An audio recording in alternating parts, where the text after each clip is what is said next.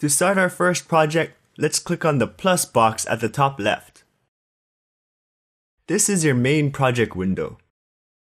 At the top left of the screen, you have your import tools where you can insert images, text, charts, music, and a voiceover to your scribe. Each section will have its own video, so don't worry about the specifics for now while we just go over exactly what you see on the screen.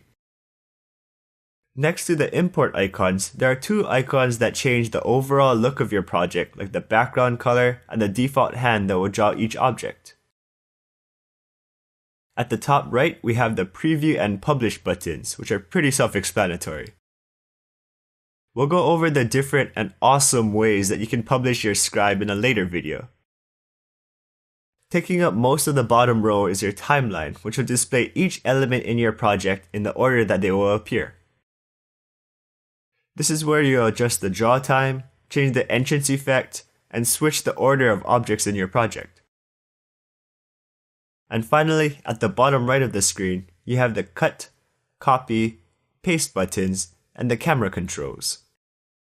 The eyeball icon temporarily shows all hidden objects in your project, and we'll talk about it more in the timeline video.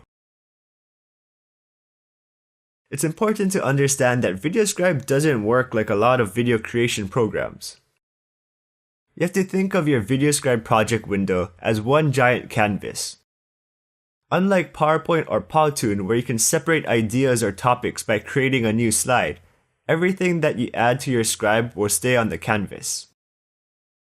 To transition to a new topic or idea, you have to move the camera to focus on a blank spot on your canvas.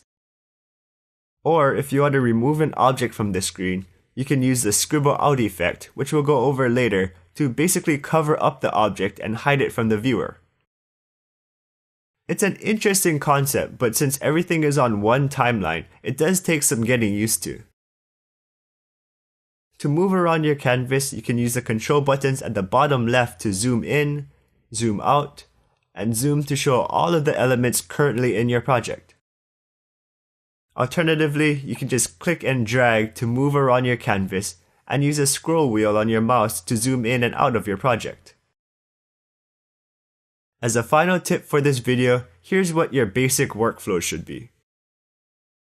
Place all of your elements, basically whatever you plan to have on the screen for that section.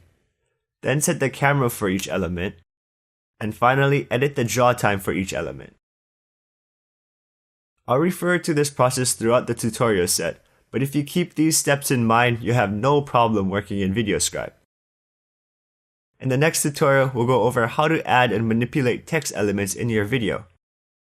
I want to cover text first since it doesn't have as many options as adding an image.